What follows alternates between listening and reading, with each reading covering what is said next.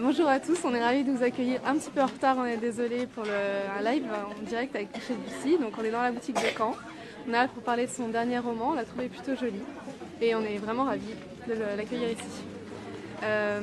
Le sujet, pour ceux qui ne connaissent pas, ça tourne beaucoup autour de la question des migrants, qui est un sujet fortement d'actualité, avec une aura très politique. Et pourtant, vous vous défendez d'avoir écrit un livre politique, vous parlez plutôt de livres humanistes. Oui, oui, c'est vrai. C'est pas un livre politique où je pense pas avoir fait un livre à thèse.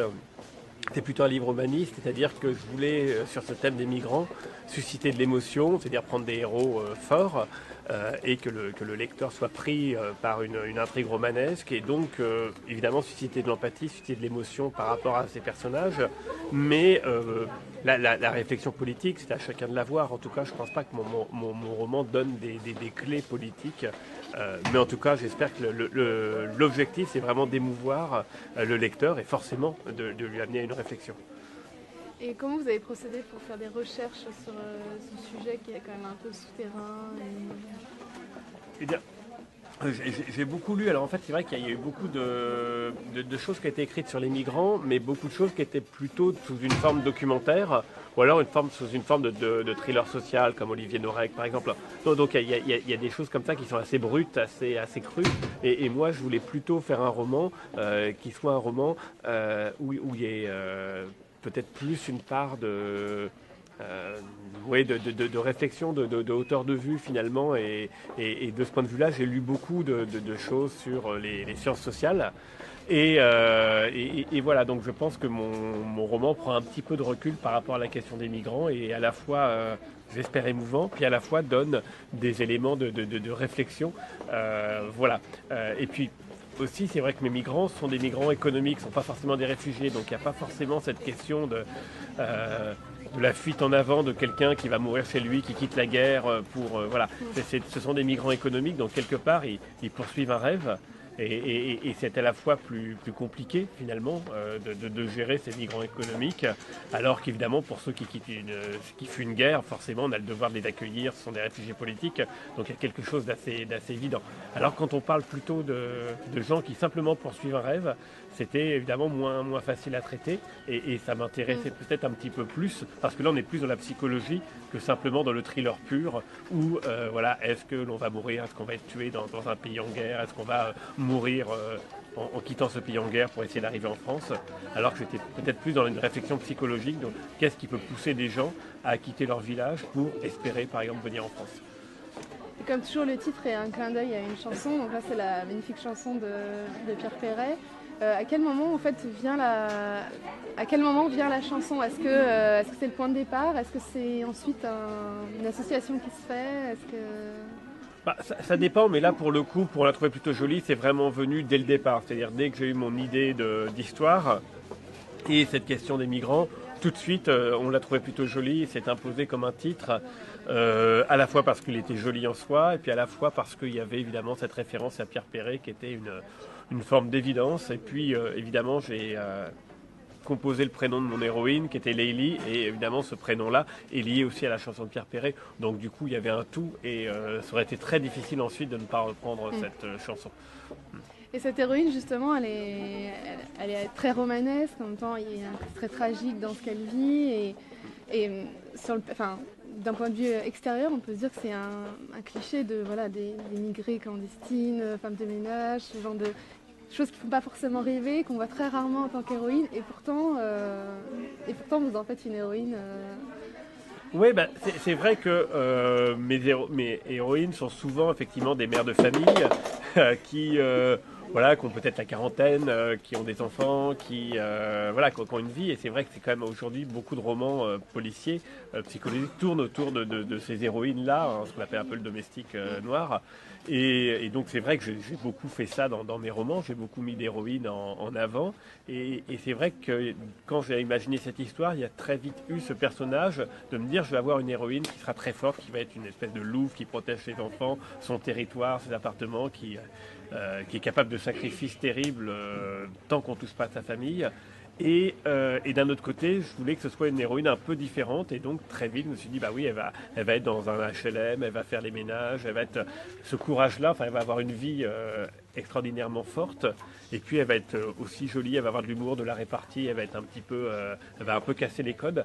Et du coup, je pense qu'à la fois c'est quelqu'un qui va être très différent, Leili, de mes lectrices, entre guillemets, mais d'un autre côté, dans lequel tout le monde peut se reconnaître parce qu'il y a, comme on dit maintenant, une résilience qui fait que plus la vie est dure et plus, évidemment, certaines femmes vont s'endurcir et puis vont apparaître comme des héros extraordinaires, justement parce que la vie est dure.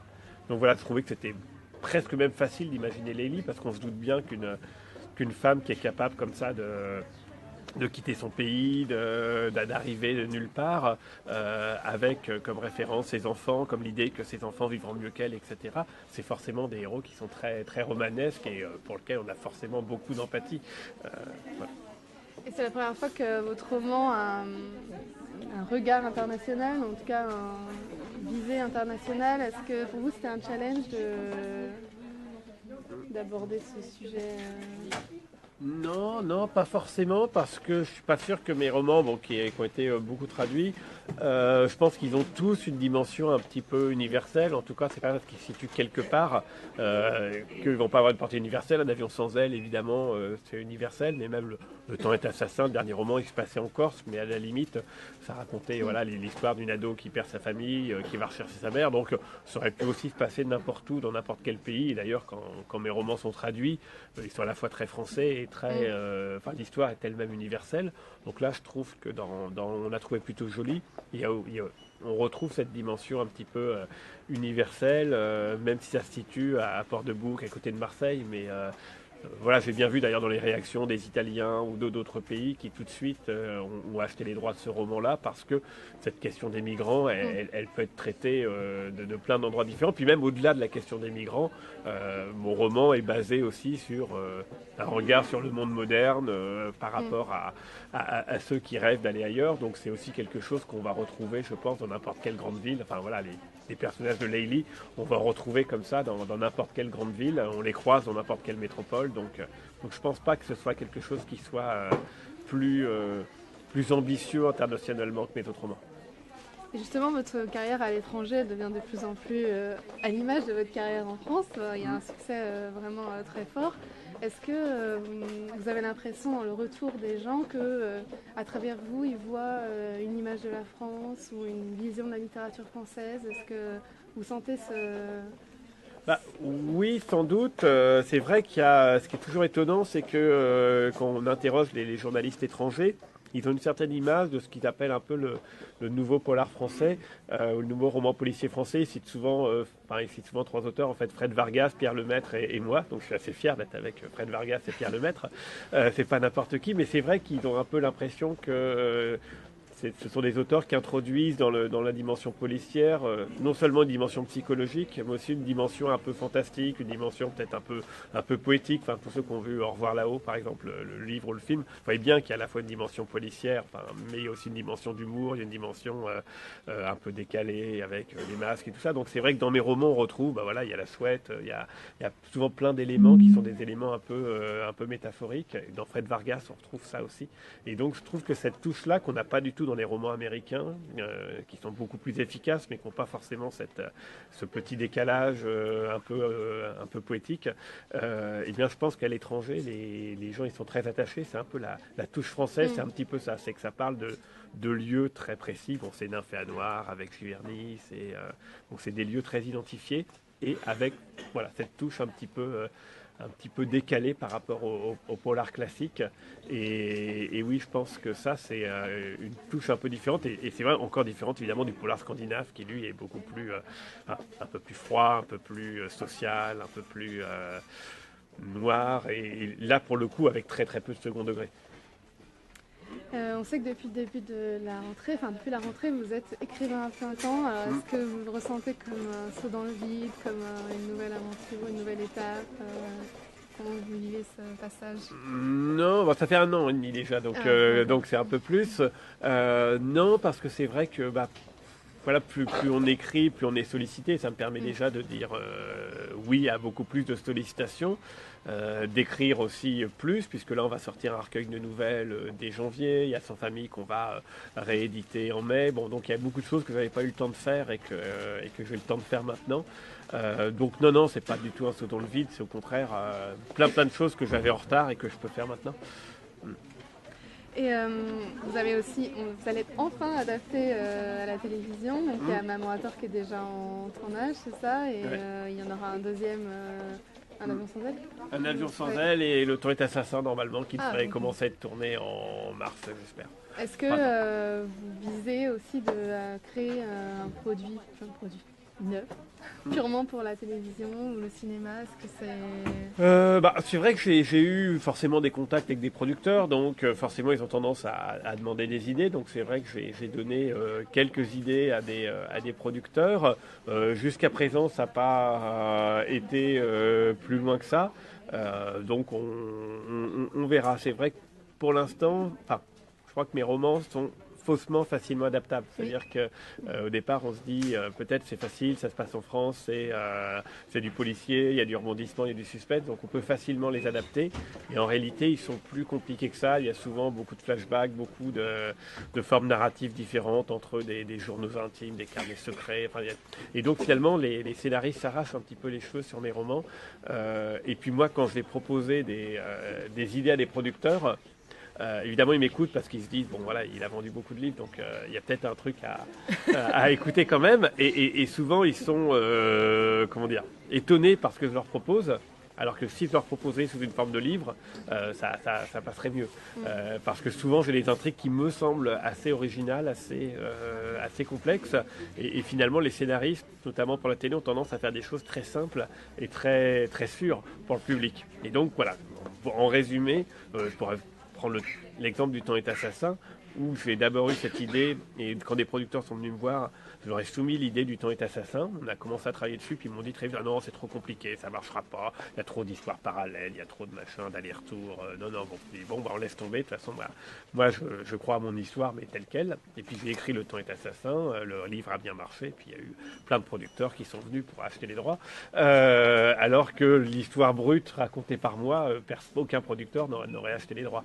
Donc voilà, donc finalement je préfère écrire mes romans, et puis après, si le roman marche, les producteurs se diront tiens, il y a peut-être un truc à tirer, mais spontanément ils ne sont pas forcément prêts à prendre le risque d'une histoire qui, comme moi je leur propose, est toujours une histoire un peu originale. Enfin, c'est pas un énième tueur en série, c'est pas une énième crime avec une disparition, etc. C'est quelque chose qui, évidemment, au départ les surprend et se dit waouh, comment on va arriver à financer ça, c'est trop casse-gueule, et on le fait pas. Alors quand il y a un livre qui a marché, ça les rassure un peu. Et pour ceux qui sont en cours de projet de réalisation, est-ce que vous êtes un peu mêlés ou est-ce que vous vous dites voilà, je leur laisse la... Non, très peu. Puis à chaque fois, je me suis un petit peu mêlé.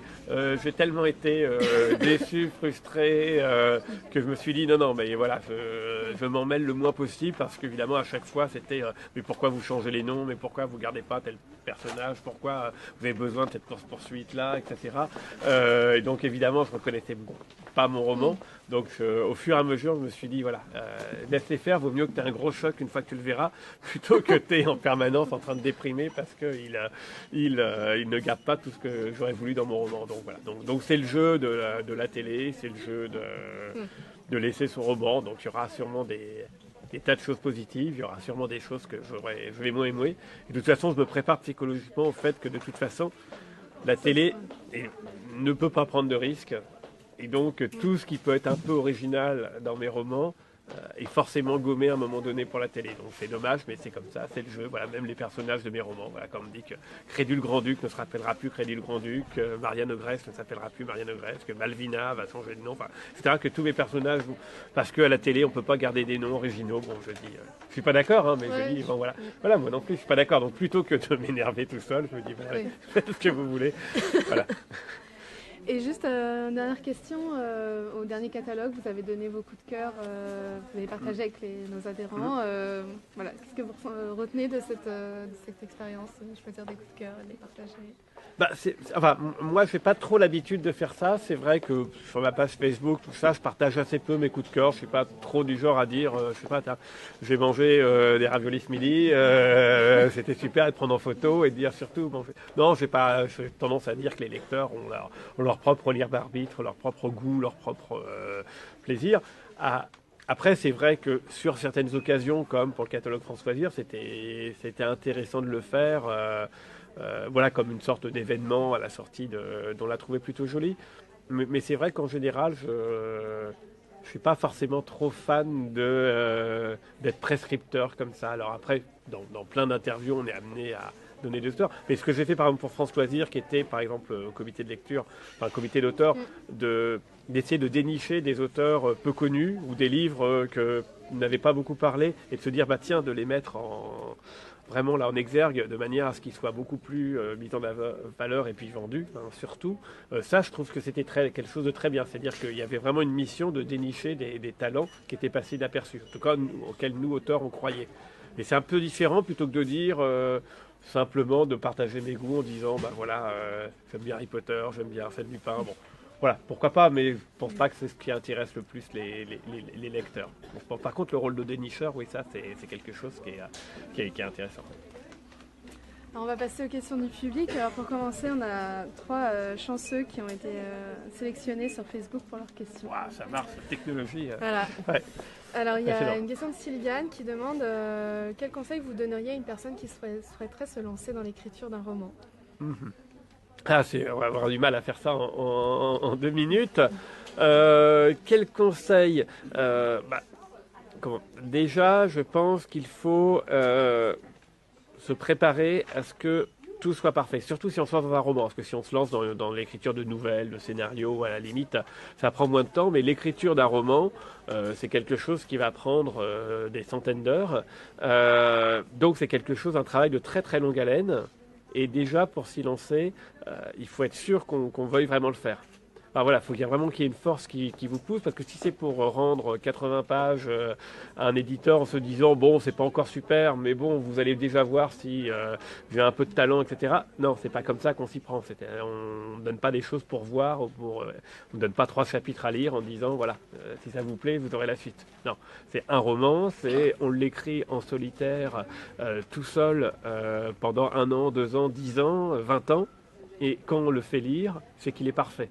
C'est qu'on ne peut plus l'améliorer, c'est qu'on est persuadé d'avoir fait le chef-d'œuvre du siècle. Et à ce moment-là, on peut le faire lire.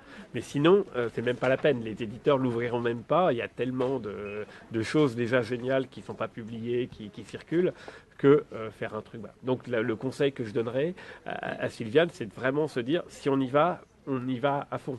C'est comme quand on prépare un marathon. On ne prépare pas un marathon pour s'arrêter au bout de 5 km. Quoi. On sait que c'est un travail de longue haleine. Donc il y a ça.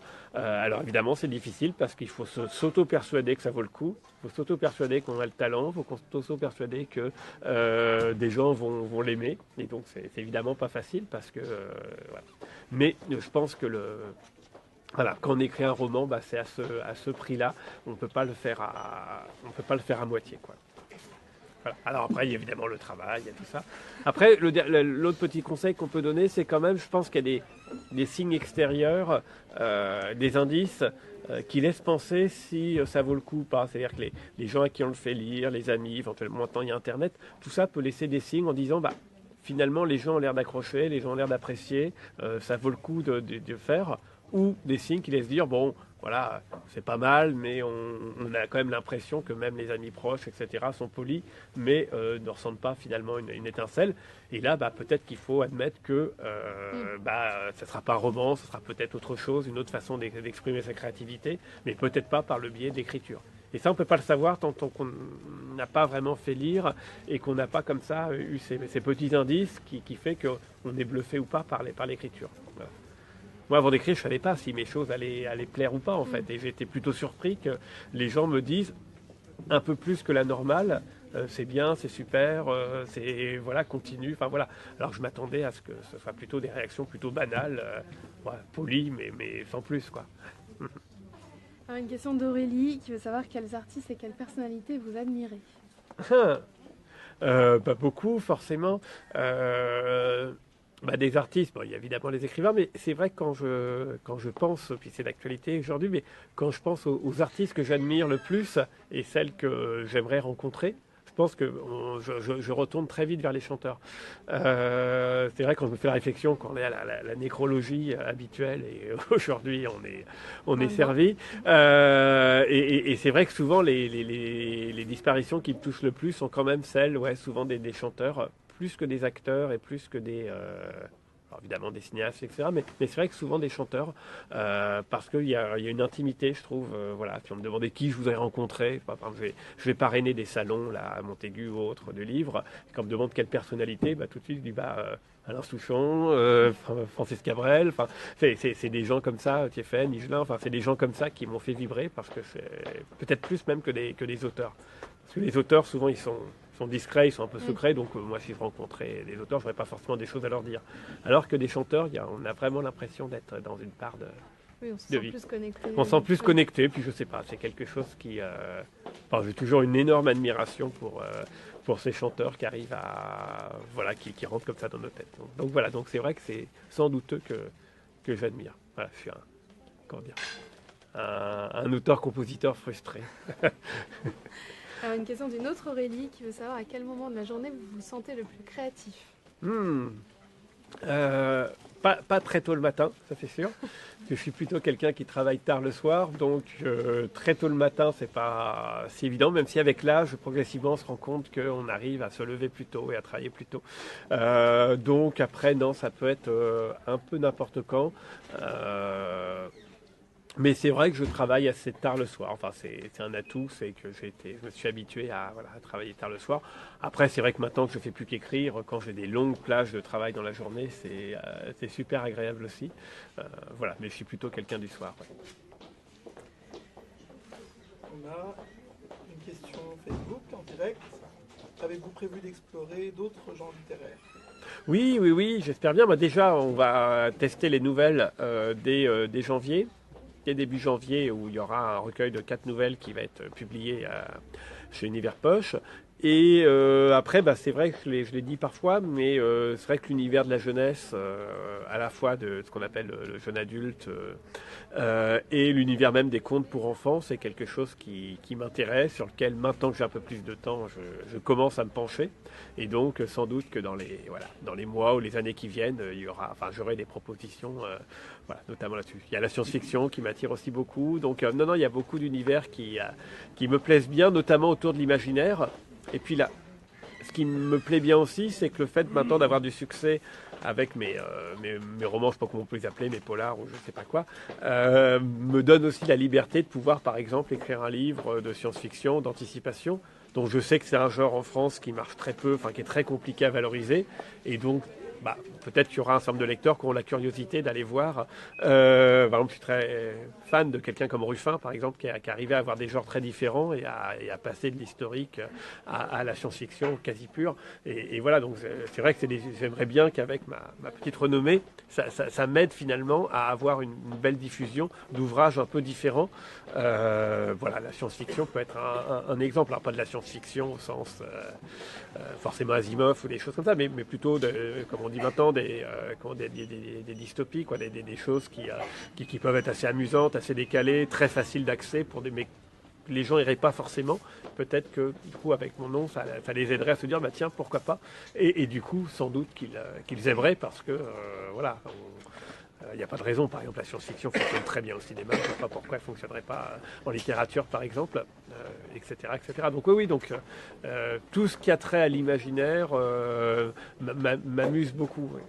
Et d'ailleurs, dans La Trouée plutôt jolie, il y avait aussi cette idée-là, c'est-à-dire de partir d'un thème qui n'était pas forcément un thème sur lequel les gens, m'attendaient, avaient forcément envie de lire. C'est vrai que spontanément, le thème des migrants, je ne pense pas que ce soit forcément celui qui était plutôt un peu orthogonal par rapport à ce qu'on est aujourd'hui du feel good, du roman de développement personnel, qui parle de soi. Il y avait quelque chose qui était vraiment un sujet très sociétal. Et ça me plaisait bien aussi de dire, je prends un peu le contre-pied. Et néanmoins, ce roman-là, c'est un roman qui est un roman intime, c'est un roman qui va faire réfléchir les gens, c'est un roman qui va leur parler aussi d'eux-mêmes, même si le thème, a priori, n'est pas du tout un thème qui, spontanément, est celui qu'on va être pour un bouquin de Noël, quoi, par exemple. Donc voilà, mais j'aime bien ça, et donc je me dis, tiens, voilà, spontanément, les gens ne vont pas forcément se dire, j'ai envie de m'offrir un bouquin entre guillemets de science-fiction, mais finalement la façon dont c'est traité, c'est une façon de faire du voilà. C'est pour ça que j'aime bien en fait le roman populaire, c'est que souvent le roman populaire, moi, je suis fan de Barjavel ou de gens comme ça, et c'était des gens qui étaient capables justement de faire des livres qui étaient tous très différents et qui étaient à la fois des romans très populaires et souvent sur des thèmes très très originaux. Voilà. Encore une question. En fait, vous êtes diffusé en direct dans les locaux du siège Françoisir. D'accord. Merci, question... bonjour à tout le monde. Il y a une question depuis le siège qui nous demande si vous pouvez nous parler du livre que vous êtes en train d'écrire en ce moment. Bah, là, c'est un peu difficile dans le sens où il est quand même pas très avancé. Voilà, donc je suis vraiment en mode tâtonnement pour l'instant. Donc voilà, et puis alors autre règle, c'est vrai que c'est très très rare que je parle du livre avant qu'il soit terminé, même mon éditeur ne sait rien. Donc il y a toujours une phase où je suis à peu près le seul à savoir où je vais aller, comment j'y vais aller. Et puis bon, il y a un moment donné où je commence à donner un titre à mon éditeur, mais enfin c'est très tardif. Donc d'ailleurs c'est très... ça doit être très stressant pour mon éditeur de se dire je ne sais pas du tout ce qu'il fabrique, je ne sais pas ce qu'il va me rendre, je ne sais pas presque quand il va me le rendre, mais simplement il faut que j'accepte que qu'il ne me fera pas lire les chapitres au fur et à mesure. Et, voilà. Ils sont hyper curieux et ils insistent. Ils demandent au moins le thème ou des indices. Non, alors je ne donnerai pas le thème. Le seul indice, c'est qu'à chaque fois...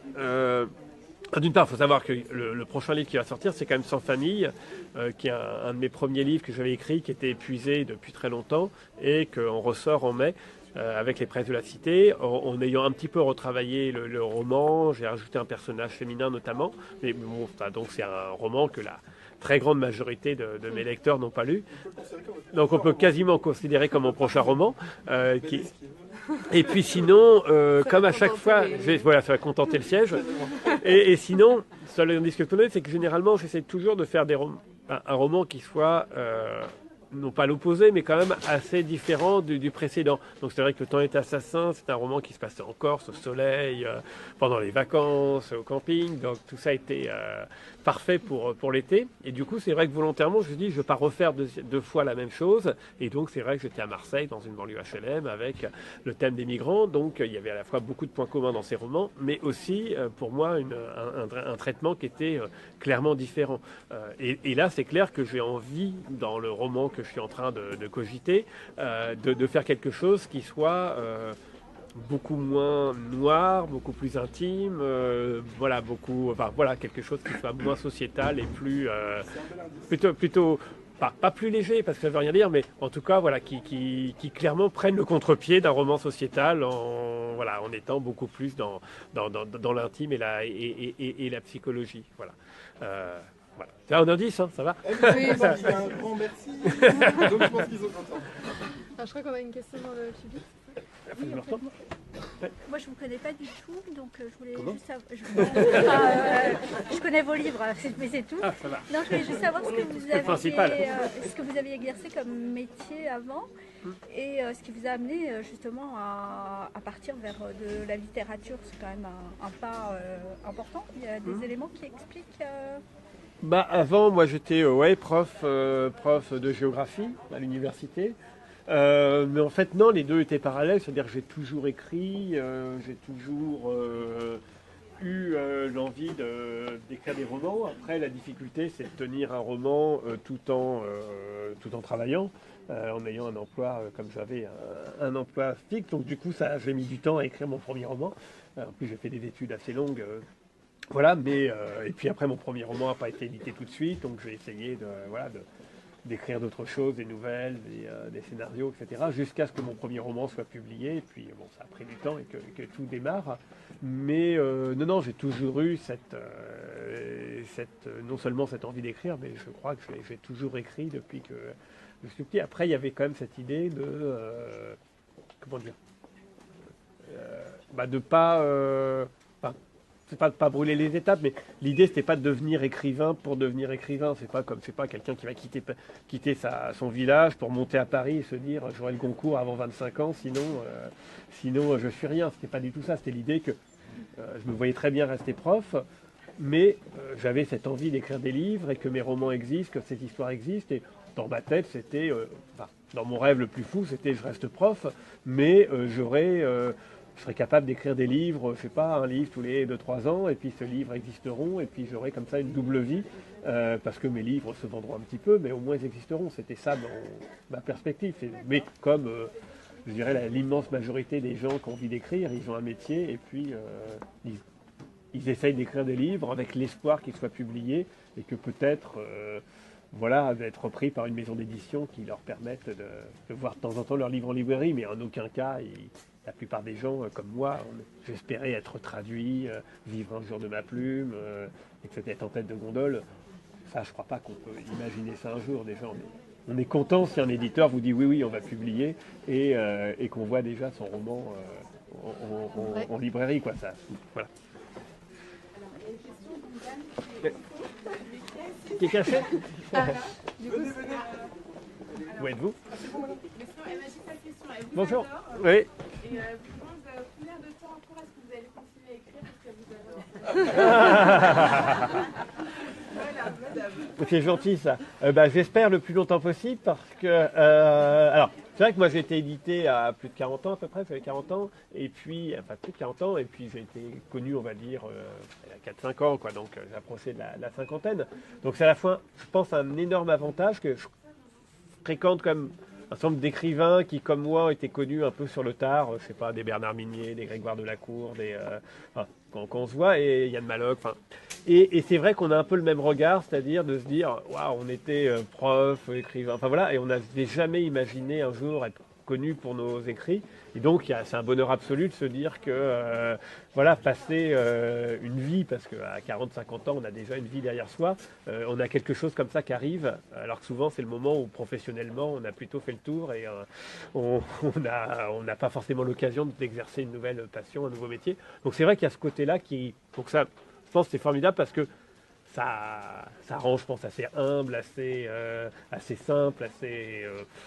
on prend tout ce qu'il y a sans aucune aigreur, sans aucune espèce de se dire qu'est-ce que je pourrais faire après et tout, quoi. Donc il y a ça. Après, juste le petit regret, c'est évidemment le temps qui reste, parce que moi j'ai envie d'écrire plein de livres, j'ai emmagasiné plein d'idées depuis que j'ai 15 ans peut-être, et donc j'ai plein de choses que j'aurais envie d'écrire, et le temps... peut-être me dis, je n'aurai pas le temps de tout écrire ce que je voudrais, parce que non seulement les vieilles choses, après j'ai de nouvelles idées qui arrivent, donc voilà. Donc ça c'est un peu le regret, je me dis que si on est écrivain à 20 ans, on a toute une vie devant soi, mais au final je pense quand même que c'est une vraie force de savoir très exactement ce qu'on a envie d'écrire, moi je sais très exactement où je veux aller, ce que je veux écrire, comment je veux l'écrire, parce que c'est des idées que j'ai eues avant d'être célèbre, avant de savoir. Donc, voilà, j'ai pas ce côté de me dire, tiens, ça a marché, donc il faut que j'aille dans ce sens-là. Alors, je pense que celui qui a, par exemple, un énorme succès à 20 ans, il va forcément toujours essayer de refaire la même chose, de courir après ce succès-là. Et forcément, ça va être beaucoup plus difficile de se renouveler. Comme un chanteur qui a fait un tube très jeune, on va toujours lui rappeler sa chanson fétiche. Alors que moi, c'est différent parce que je sais que mes romans qui ont marché, j'ai des tas d'autres idées qui auraient pu tout aussi bien marcher, donc je ne pense pas qu'il y a quelque chose qui va me dire il faut à tout prix que je refasse une deuxième fois un Enfer noir ou un avion sans aile, quoi. Parce que j'ai quelque chose qui me dit que je sais ce que j'ai envie d'écrire. Et voilà, ça a marché super. Si des romans marchent moins bien, c'est pas très grave parce que il y a quand même ce côté, j'accomplis mes rêves, c'est-à-dire des histoires comme ça que j'avais en tête ou un avion sans aile, c'est un truc que j'avais en tête depuis 25 ans, quoi, peut-être, hein, et de se dire que ça prend vie, je me dis, voilà, c'est une espèce de rêve qui s'accomplit, donc j'ai aucun... donc voilà, et par exemple là, une dernière idée comme ça, on va sortir d'un fait noir en BD, et Mourir sur scène aussi en BD, et j'avais depuis très longtemps une idée de BD en série, dont personne ne voulait, enfin un truc historique.